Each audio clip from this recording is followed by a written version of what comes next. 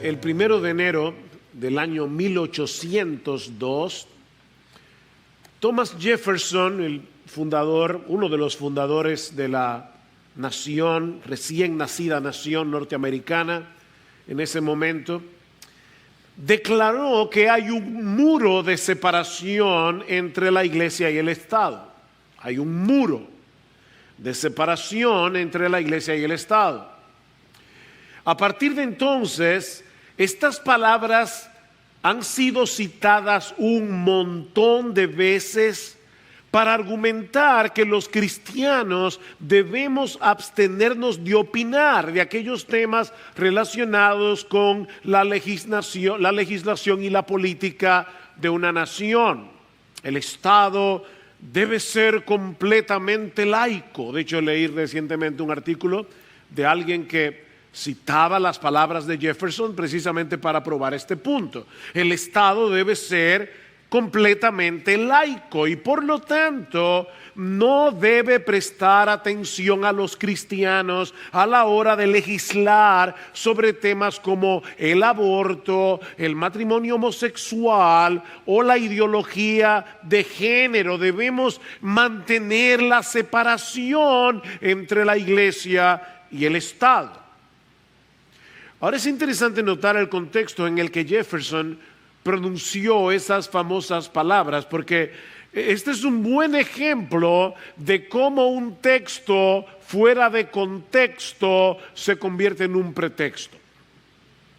Resulta que la Asociación Bautista de Danbury en el estado de Connecticut había enviado una carta a Thomas Jefferson expresando su preocupación porque una de las denominaciones cristianas en particular fuera proclamada como religión oficial de los Estados Unidos.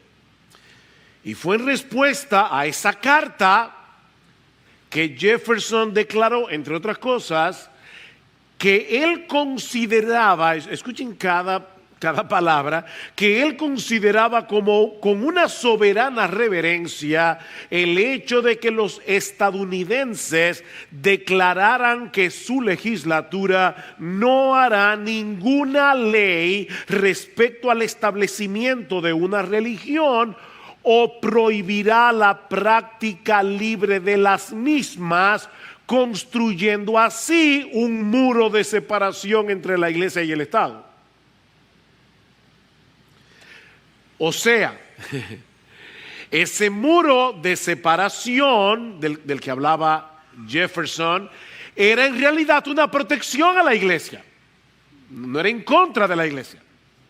Era una protección a las iglesias cristianas, al no favorecer a ninguna denominación por encima de la otra y al prometer que ellos no iban a legislar contra la libertad religiosa. De hecho, y esto todavía para mí es más interesante, Jefferson, y por eso es tan importante conocer la historia, parece estar citando aquí las palabras de Roger Williams, fundador de la primera iglesia bautista de América, que en 1644, 150 años antes que Jefferson, declaró que había literalmente un muro de separación entre el jardín de la iglesia y el desierto del mundo. Esa idea de el muro de separación no salió de la cabeza de Jefferson, sino de un pastor bautista.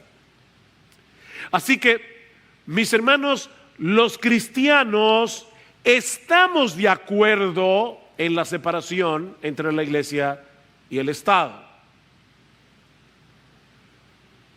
Por si acaso eso no quedó claro, déjenme repetirlo otra vez. Los cristianos estamos de acuerdo en que la iglesia y el Estado deben estar separados. ¿Y qué significa eso?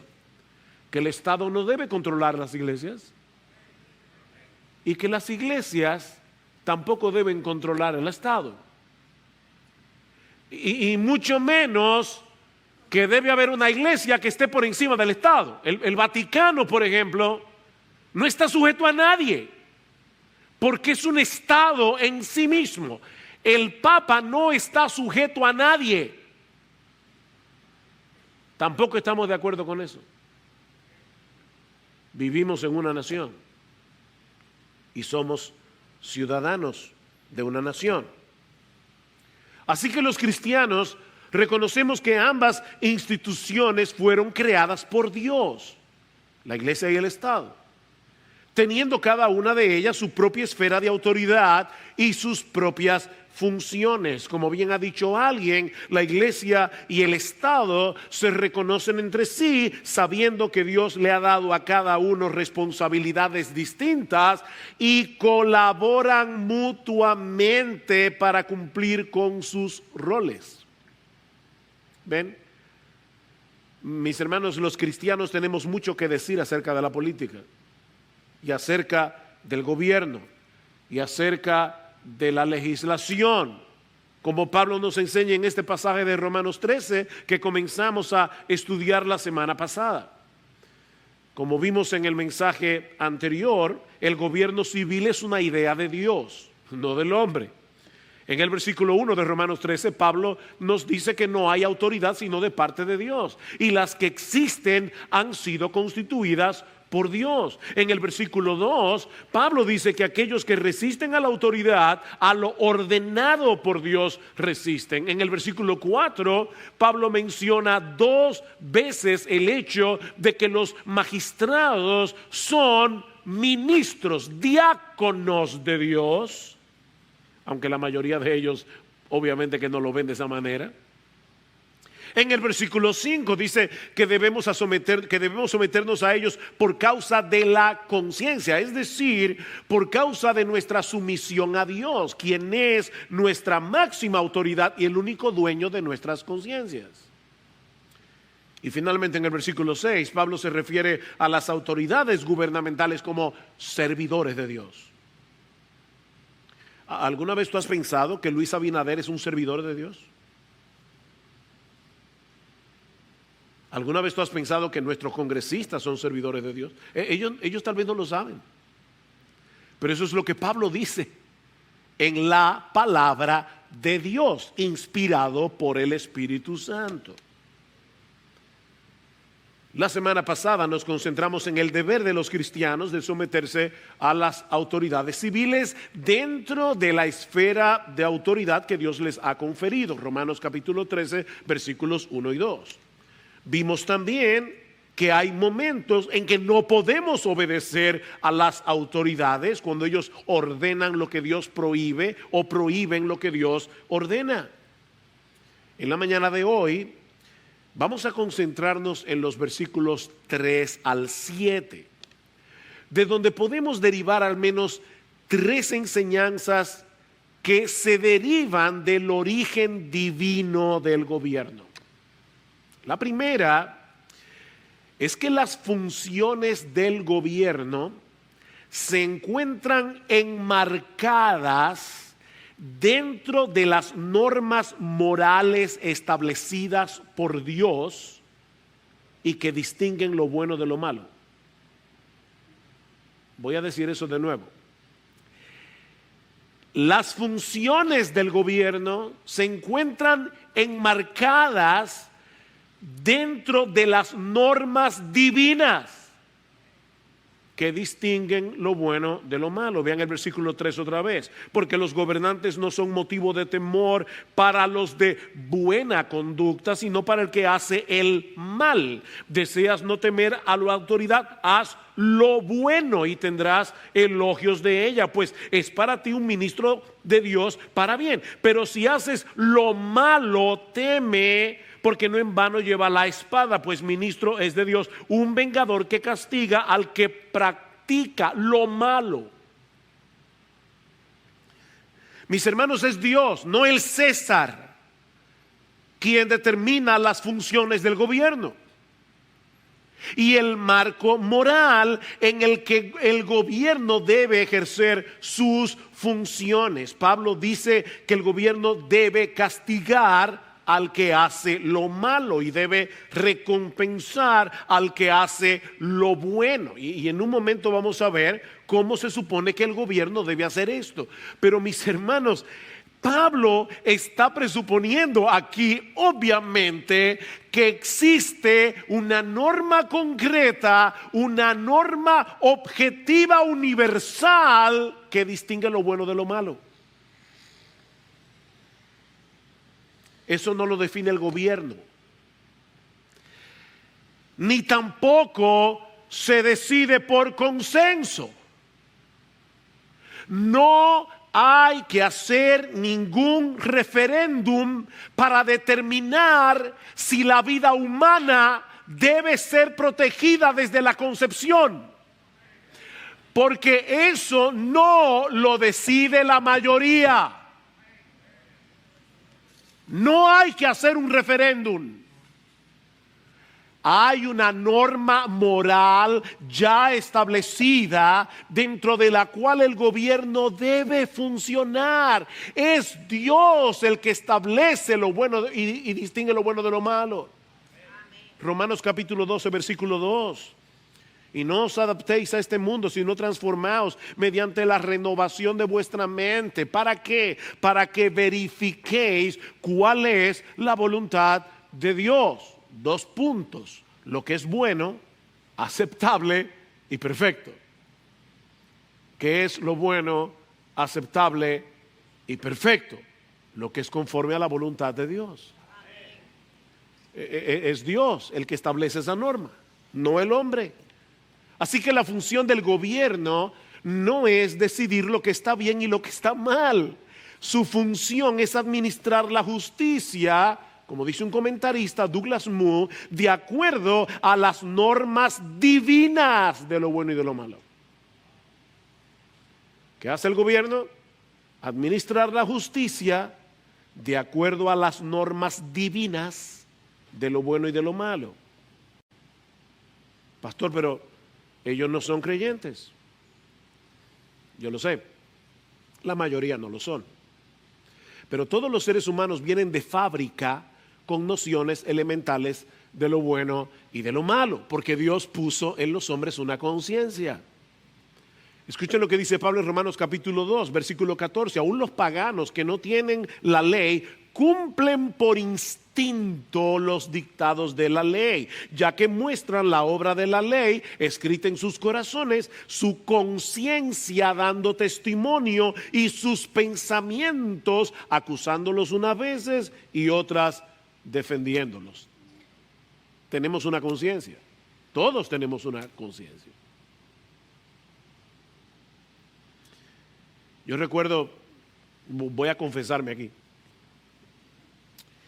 Mi padre era un hombre muy moralista y nos inculcó normas morales muy fuertes. Y yo recuerdo, yo tenía 15 años de edad, yo no era cristiano obviamente. Voy a una librería, estaba buscando un libro de poemas, me encuentro con un librito pequeño de bolsillo de Pablo Neruda, que en ese tiempo, yo estoy hablando, señores, de 1970 y no me acuerdo, costaba 5 pesos. Y yo pensé, wow, esto es un robo. Y ladrón que roba ladrón tiene 100 años de perdón. Así que yo por primera y única vez en mi vida me robé algo.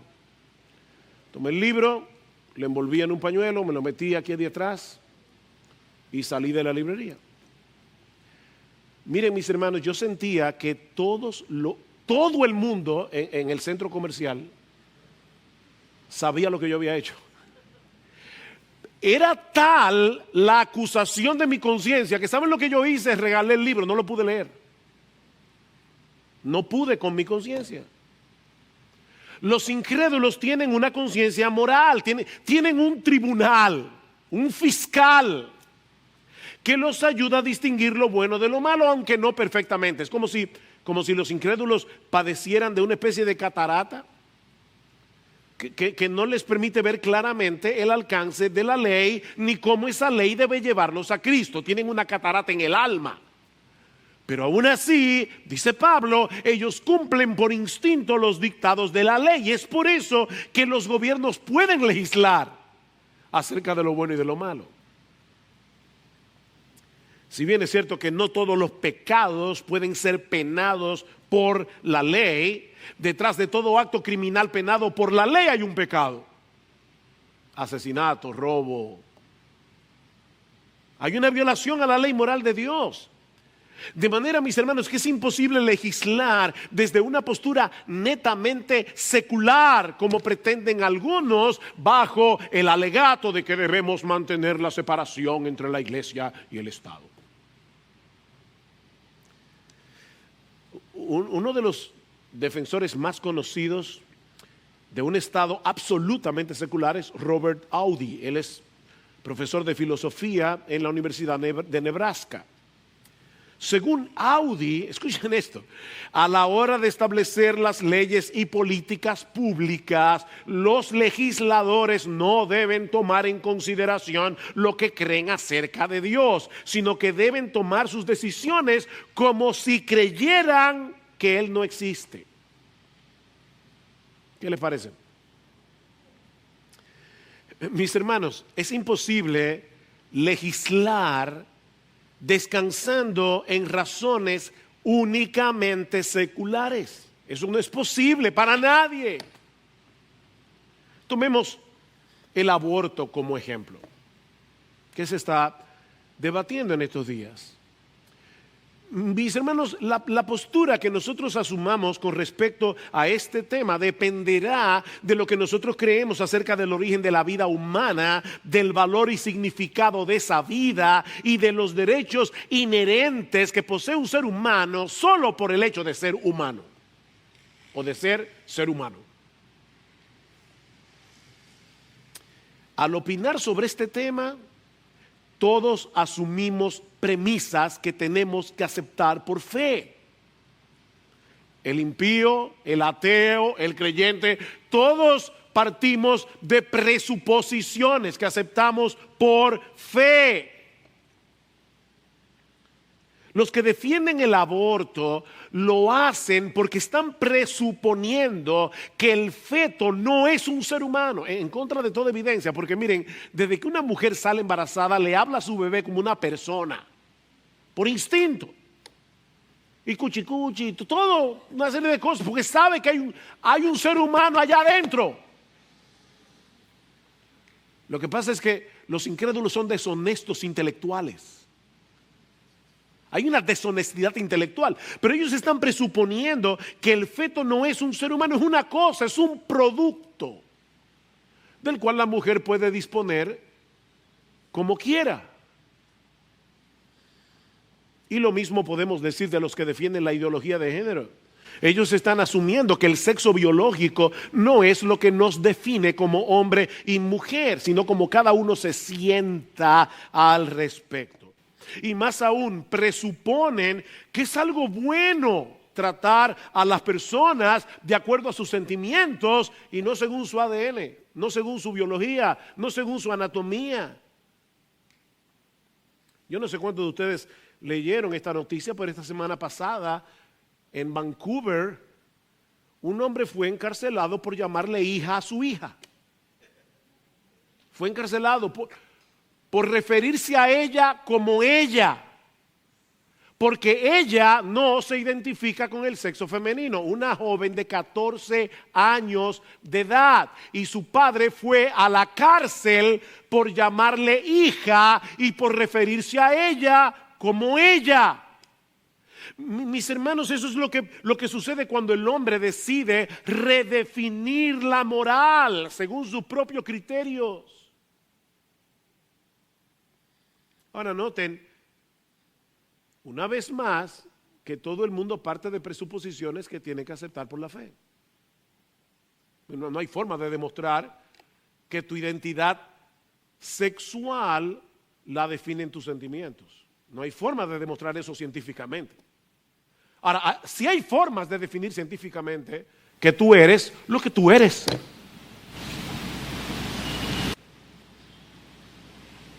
Nadie participa de este debate desde una postura neutral. Eso es un engaño. Pero cuando es un cristiano el que opina, de inmediato quieren callarnos la boca, sacando como argumento la separación entre la iglesia y el Estado. Si alguien cita a Mahatma Gandhi, al Dalai Lama, al Swami Yogananda, mira, hasta Oprah, no hay problema. El problema está si citas a Jesús. El problema está si tú citas la Biblia, porque entonces es una opinión religiosa. Y debemos mantener un muro de separación entre la iglesia y el Estado. Mis hermanos, a final de cuentas, esto no es más que una dictadura ideológica. Es una dictadura ideológica que es absolutamente intolerante con todo aquel que se atreva a disentir de sus opiniones.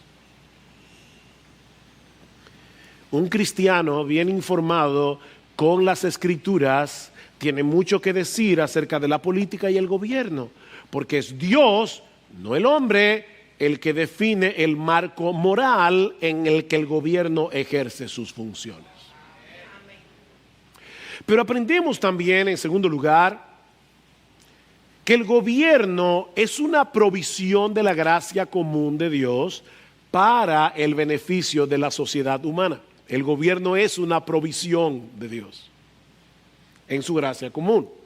Y cuando hablamos de la gracia común de Dios, nos referimos a los favores que Dios en su bondad derrama sobre este mundo, indistintamente si son cristianos o no. Es para beneficio de todos los hombres. Por eso es una gracia común, no la gracia especial que salva a pecadores. Y la existencia del gobierno civil es una de esas provisiones de Dios en su gracia común para el buen funcionamiento de la sociedad. Vean otra vez versículo 3, porque los gobernantes no son motivo de temor para los de buena conducta, sino para el que hace el mal. Versículo 4, pues es para ti un ministro de Dios para bien. Mis hermanos, lo que Pablo está diciendo aquí es que el gobierno tiene como función promover los intereses y el bienestar de la comunidad y administrar la justicia. Y Pablo no está hablando aquí de un gobierno teocrático. Él está hablando del gobierno sin apellido, el gobierno de cualquier nación. Me llamó la atención hace muchos años que el famoso legislador Solón, filósofo griego, decía que la función del gobierno, Solón fue un legislador, la función del gobierno consiste en dos cosas, decía Solón: en remunerar a los buenos y castigar a los malos. Y si se pierden tales cosas, toda la disciplina de las sociedades humanas se disipa y viene a tierra. Lo mismo que dice Pablo en Romanos 13. En el preámbulo de la Constitución Federal de los Estados Unidos dice que los objetivos del gobierno que se iba a inaugurar eran establecer justicia, asegurar la paz interna, cuidar de la defensa común, fomentar el bienestar general y defender las bendiciones de la libertad para nosotros y para nuestra posteridad. La influencia de la cosmovisión cristiana fue indudable en ese documento. Pablo dice que los gobernantes no son motivo de temor para los de buena conducta, sino para los que hacen el mal. La función del gobierno no es producir una buena conducta. Cuidado, ojo. No es producir una buena conducta en los ciudadanos. No hay una institución terrenal capaz de transformar a un ser humano. Eso solo puede hacerlo Dios por el poder del Espíritu Santo a través de la predicación del Evangelio. Mis hermanos, no esperemos del gobierno lo que el gobierno no puede hacer. La función del gobierno es mantener el orden público, castigando lo malo y recompensando lo bueno. Pablo dice en el versículo 4 que no en mano lleva la espada, pues ministro, diácono es de Dios, un vengador de Dios, que castiga al que practica lo malo. Dios ha puesto la espada en manos del gobierno. ¿Para qué? Para ejecutar venganza temporal sobre los malos y de ese modo restringir la maldad. Esa espada simboliza el derecho que tienen los magistrados de castigar a los que violan la ley, incluyendo aplicar la pena capital en caso de asesinato. Génesis 9:6. El que derrame sangre de hombre, por el hombre su sangre será derramada, porque a imagen de Dios es hecho el hombre. ¿Recuerdan lo que vimos hace unas semanas atrás cuando estudiamos Romanos 12, el final? Pablo dice en Romanos 12:17, por eso le pedí a los pastores que leyeran desde ahí, versículo 17, nunca paguéis a nadie mal por mal. Versículo 19, amados, nunca os venguéis vosotros mismos, sino dad lugar a la ira de Dios. Porque escrito está, mía es la venganza, yo pagaré, dice el Señor. ¿Se dan cuenta lo que nosotros no podemos hacer a nivel personal?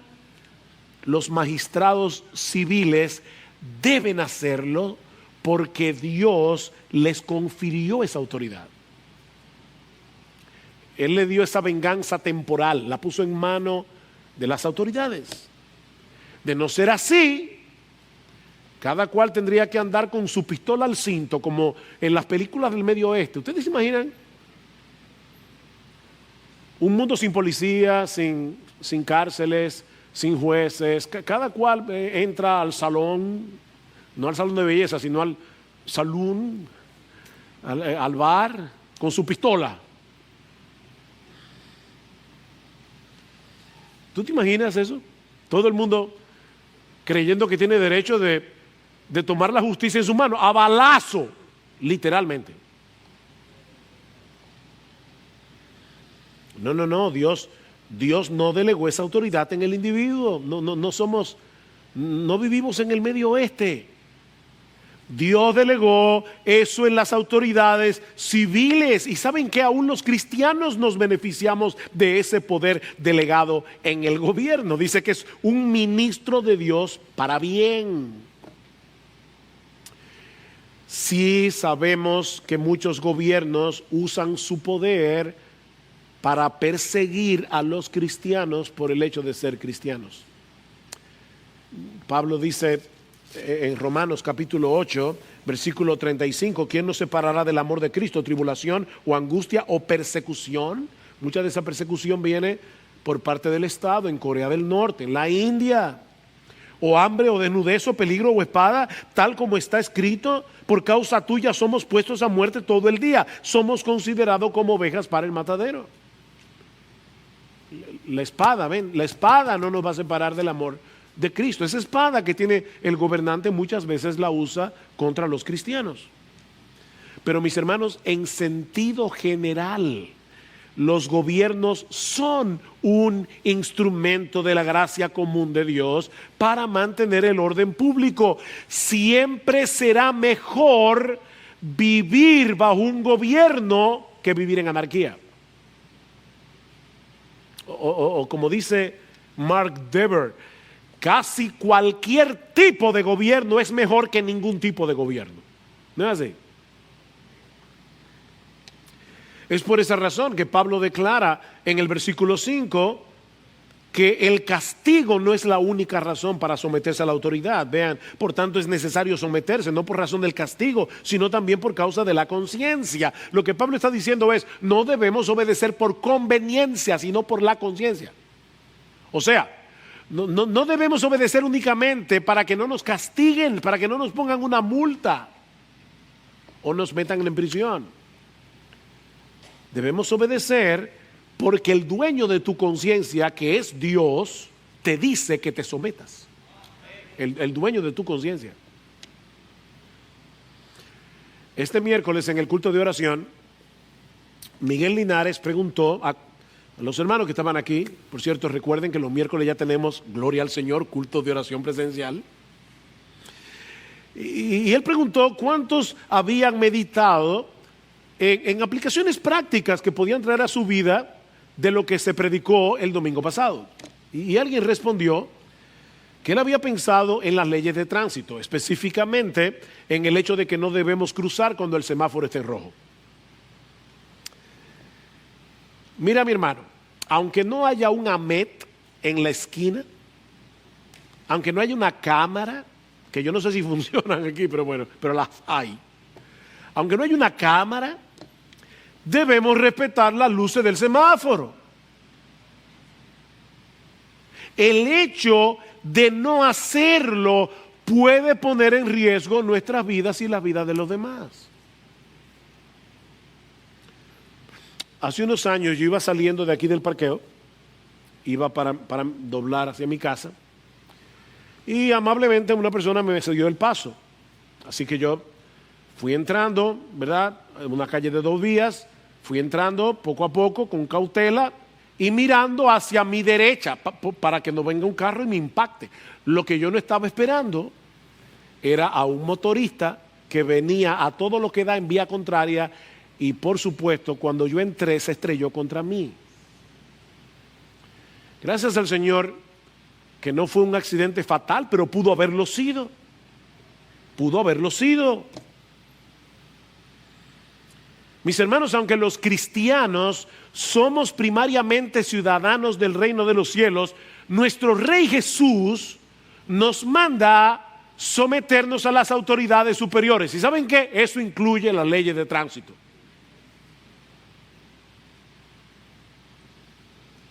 Como dice un comentarista, me encantó esto, uno se somete porque Cristo es el Señor, no porque el César lo sea. Uno se somete porque Cristo es el Señor, no porque el César lo sea.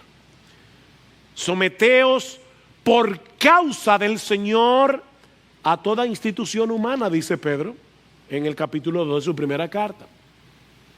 La única excepción de este mandato es cuando las autoridades ordenan lo que Dios prohíben lo que Dios ordena. En ese caso debemos decir, junto con los apóstoles, no es necesario obedecer a Dios antes que a los hombres. Debemos obedecer a Dios antes que a los hombres. Miren, mis hermanos, puede ser que llegue el momento, y no lo veo muy lejos, en que nos prohíban enseñar desde el púlpito lo que la Biblia dice acerca del aborto, lo que la Biblia dice acerca de la homosexualidad, lo que la Biblia dice acerca del hecho de que uno nace con una identidad sexual que no lo determina lo que tú sientas, lo determina tu ADN, tu anatomía, tu biología. ¿Qué debemos hacer en ese caso? Seguir predicando todo el consejo de Dios y atenernos a las consecuencias. Aceptar humildemente las consecuencias, porque solo Dios es el Señor de la conciencia. Mis hermanos, la autoridad del gobierno no es absoluta, la autoridad del gobierno tiene un límite. Y podemos decir lo mismo de cualquier otra autoridad terrenal. ¿Y saben qué? Es nuestro deber como pastores explicar a los hermanos dónde está ese límite. No podemos quedarnos en someterse a las autoridades. Sí, sométase a las autoridades. Pero eso tiene un límite. Alguien decía con razón que es una crueldad, así mismo lo dijo, es una crueldad decirle a una esposa que debe someterse a su marido sin explicarle al mismo tiempo de dónde deriva su marido esa autoridad y cuál es el límite de esa autoridad. Eso es una crueldad. Hay hombres que abusan de sus esposas y no podemos decirle sométete, Romanos 13.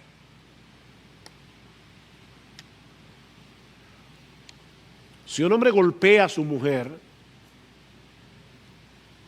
es mejor decir aquí huyó que aquí murió.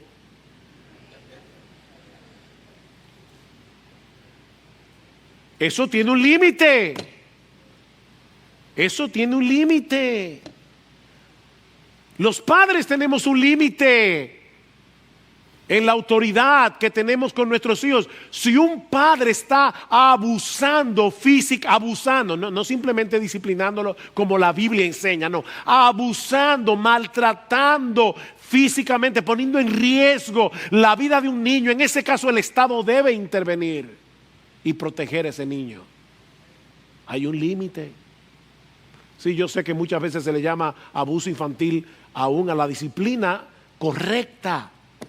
Eso es un extremo, pero una cosa no quita la otra. Y de la misma manera sería cruel decirle a los miembros de la iglesia: sométanse a las autoridades del gobierno, sin enseñarle por las escrituras cuál es el límite de esa sumisión. Ahora recuerde, el asunto aquí, el límite no es si te gusta o no te gusta lo que el gobierno ha dispuesto.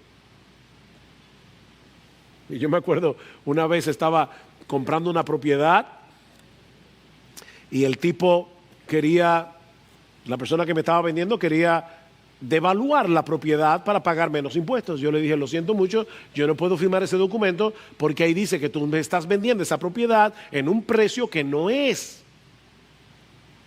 Y me dijo: pero es que vas a tener que pagar impuestos tú también. Yo nunca había conocido a nadie que le guste pagar impuestos. Y le dije: no, espérate. A mí no me gusta. Yo no estoy diciendo que estoy feliz de la vida. Lo que estoy diciendo es que yo le temo a Dios. Y por eso no puedo firmar ese documento.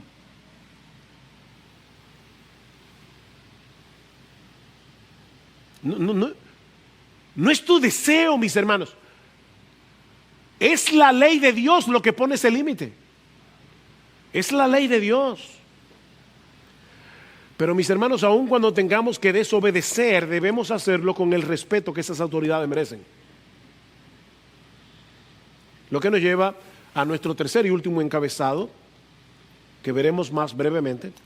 Por cuanto los gobernantes son servidores de Dios, debemos pagar nuestros impuestos y tratarlos con el respeto debido. Esta no le gusta a muchos, pero no lo borre de este libro. Oye lo que dice el versículo 6. Pues por esto también pagáis impuestos. ¿Por qué? Porque los gobernantes son servidores de Dios, dedicados precisamente a esto.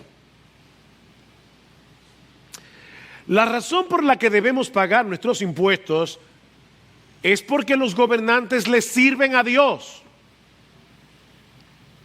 Hey. ¿Y usted cree eso, pastor?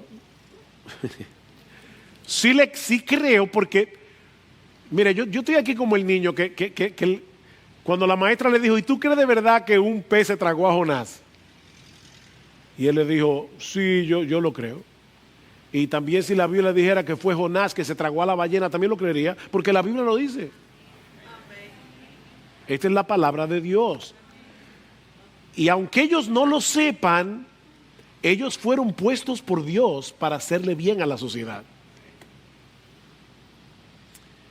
Nuestra responsabilidad, mis hermanos, óiganme bien, nuestra responsabilidad con respecto al pago de los impuestos es primariamente hacia Dios.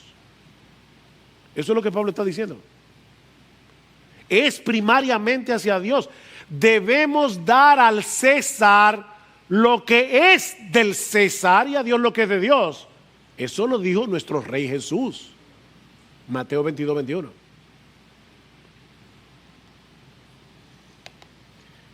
Ellos darán cuenta en el tribunal de Dios por el uso que hagan de esos recursos. Si lo usaron para tener una villa en la Romana, ellos le darán cuenta al Señor. Pero nuestra responsabilidad es darle al César lo que le pertenece al César. Versículo 7. Pagad a todos lo que debáis. Al que impuesto, impuesto, al que tributo, tributo. Ahí se está refiriendo probablemente a impuestos directos o indirectos que había puesto Nerón, que por cierto, los ciudadanos romanos, cuando Pablo escribió este texto, los ciudadanos romanos estaban quejando por la enorme carga impositiva del imperio. Interesante. Y Pablo les dice: pagad a todos lo que debáis, al que impuesto, impuesto, al que tributo, tributo, al que temor, temor y al que honor, honor. La palabra que usa Pablo aquí era la que se usaba en aquellos días para hablar de la liquidación de una deuda. O sea, liquida tu deuda. Eso es lo que Pablo está diciendo. El gobierno ejerce una función asignada por Dios y nosotros debemos liquidar esa deuda pagando nuestros impuestos. ¿Para qué? Para que el gobierno pueda seguir haciendo su función y tratando con respeto nosotros a los gobernantes. Aunque nos toque disentir de ellos y nos tengamos que oponer a sus leyes, cuando esas leyes se oponen a la voluntad de Dios, de ninguna manera debemos irrespetarlos, de ninguna manera, ya sea denigrándolos o insultándolos. Y eso incluye obviamente lo que publicamos en las redes. Podemos y debemos ser firmes y claros en nuestras opiniones cuando tenemos que salir en defensa de la vida humana o del derecho que tenemos los padres de educar a nuestros hijos conforme a nuestras convicciones cristianas. Mis hermanos, el gobierno, el Estado se está extralimitando cuando pretende babilonizar a nuestros hijos, como quisieron hacer con Daniel y sus amigos en Babilonia. Cuando el Estado hace eso, se está extralimitando. Pero mis hermanos, ¿saben qué? No por eso tenemos derecho a denigrar o a insultar a nuestras autoridades en nuestras cuentas de Twitter. Y el ejemplo del mismo Daniel nos ayuda a ver eso con claridad. Cómo Daniel intervenía con las autoridades en Babilonia. Él propuso en su corazón no contaminarse y no se contaminó, pero siempre respetó la autoridad. Antes de concluir, quisiera decir 3 cosas. La primera es que este pasaje no responde todas las interrogantes que muchos tenemos con respecto a la relación del cristiano y el gobierno. Romanos 13, Primera de Pedro 2, no responde todas las preguntas. Por ejemplo, estamos en medio de una pandemia o de una sindemia, como dicen algunos. Y en muchos lugares las iglesias han sido cerradas para evitar el contagio. ¿Qué debemos hacer los cristianos en ese caso? ¿Debemos desobedecer al gobierno y congregarnos a pesar de todo? ¿O debemos acatar la medida por tratarse de un asunto que tiene que ver con la salud pública? ¿Saben qué, mis hermanos? La respuesta no es sencilla. No es sencilla porque depende de varios factores que los cristianos debemos considerar. No es la primera vez en la historia de la iglesia que sucede algo como esto, que las iglesias no se pueden congregar por causa de una pandemia. Eso pasó con la gripe española a principios del siglo XX. Si existe un peligro real de contagio y el gobierno no solo cierra las iglesias, sino también los centros comerciales, los estadios deportivos, los bares, todos los lugares donde se suelen congregar personas, bueno, tal vez la iglesia debe mostrar su amor cristiano y acatar esa medida temporal, tal vez. Pero puede darse el caso que otro grupo de cristianos en otro lugar y en otra circunstancia, tomando en cuenta otras consideraciones, no estén de acuerdo con la medida y decidan congregarse basándose en el principio de que debemos obedecer a Dios antes que a los hombres. Así que aquí tenemos que nosotros debemos amar al prójimo y aquí tenemos que debemos obedecer a Dios antes que a los hombres. Dos mandatos bíblicos, y aquí tenemos a un grupo de cristianos que usando el amor cristiano dice, vamos a acatar la medida, hay una pandemia. Hay otro grupo que dice, no, nos están prohibiendo congregarnos y vamos a violar eso. ¿Saben qué, mis hermanos? No todos los cristianos vamos a llegar a las mismas conclusiones. Y debemos aprender a respetarnos mutuamente. Hay cristianos que no saben respetar al que no piensa como ellos. Debemos aprender a respetarnos mutuamente, aunque tengamos diferencia de opinión sobre este tipo de cosas. Mis amados hermanos, por encima de todo debemos preservar la unidad de la iglesia y el amor cristiano. Me duele en el alma cuando veo cristianos bombardeándose entre sí, sobre todo cuando estamos tratando con estas complejidades éticas.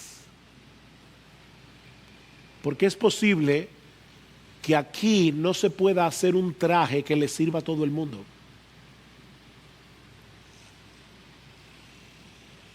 Tal vez una medida que se aplica en cierto lugar no es apropiada para otro lugar en otras circunstancias. Y vamos a Romanos 13 y no encontramos la respuesta. Pero como dice Mark Twain, no son las partes de la Biblia que no entiendo las que me preocupan. Las que me preocupan son las partes que sí entiendo. ¿Qué nos enseña Romanos 13? Claramente que el gobierno es una institución creada por Dios para el bien común y que por lo tanto debemos someternos a los gobernantes dentro de la esfera de autoridad que Dios les ha conferido, que debemos sostener al gobierno con nuestros impuestos y que debemos tratar con respeto a todos los que están en autoridad. Eso está clarísimo en Romanos 13. Por otra parte, recordemos, mis hermanos, que la función del Estado no es transformar moralmente a la nación, es mantener el orden público. Las leyes tienen un impacto moral sobre la nación porque restringen la maldad a través de las sanciones impuestas en el Código Penal. Pero mis hermanos, solo Dios puede cambiar corazones de piedra en corazones de carne a través de la proclamación del Evangelio. Esa no es la función del gobierno. Si bien es cierto que nosotros debemos usar los canales apropiados provistos por el gobierno para hacer oír nuestra voz en el debate de las leyes y políticas del gobierno, oigan bien, debemos hacer oír nuestra voz a través de los canales apropiados, pero mis hermanos, no olvidemos que nuestra función primordial es la proclamación del Evangelio. No estoy diciendo que es la única. Estoy diciendo que es nuestra función primordial. La esperanza de una nación no se encuentra en los políticos. La esperanza de una nación no se encuentra en el Congreso. La esperanza de una nación se encuentra en aquel a quien Dios ha exaltado a su diestra como príncipe y salvador para darle a su pueblo arrepentimiento y perdón de pecados. Jesucristo es la única esperanza de este mundo que perece. Así que no dejemos de hablar mientras podamos. Hablar de las leyes y de las políticas públicas. Participa de la caravana por la vida este próximo sábado si puedes. Pero nunca dejes de predicar el Evangelio, porque solo el Evangelio es poder de Dios para salvación a todo aquel que cree. Solo el Evangelio. Mientras muestras con tu conducta que tú eres un buen ciudadano de dos reinos. Sí, somos ciudadanos del reino de los cielos y solo Jesús tiene autoridad absoluta, suprema sobre nuestras vidas, pero también somos dominicanos. Y por último, recuerda que nuestras vidas no están en las manos del gobierno civil. Nuestras vidas están en las manos de Dios. Hay muchos cristianos en este momento que están padeciendo por causa del gobierno, gobiernos que son hostiles al evangelio. Hay muchos cristianos que están siendo perseguidos en este mismo instante, que no tienen la libertad que nosotros tenemos para adorar a Dios. Pero mis hermanos, nuestras vidas están en las manos de Dios. No tengas temor. No tengas temor, descanso en ti, mi defensor y escudo. Por eso le pedía a Alberto, por favor, canta ese himno. Descanso en ti. Descansa en Dios. Él puede cambiar el corazón de nuestros legisladores si quiere. Pero Él puede tener otros planes misteriosos que nosotros no conocemos. Lo que sí sabemos es que nuestro Dios es bueno. Sí sabemos que nuestro Dios es infinitamente sabio. Sí sabemos que para siempre, para siempre, para siempre, para siempre es su misericordia. Termino con estas palabras de Pablo en Filipenses capítulo 2. Haced todas las cosas sin murmuraciones ni discusiones, para que seáis irreprensibles y sencillos, hijos de Dios sin tacha, en medio de una generación torcida y perversa, en medio de la cual resplandecéis como luminares en el mundo, sosteniendo firmemente la palabra de vida. Que Dios nos ayude.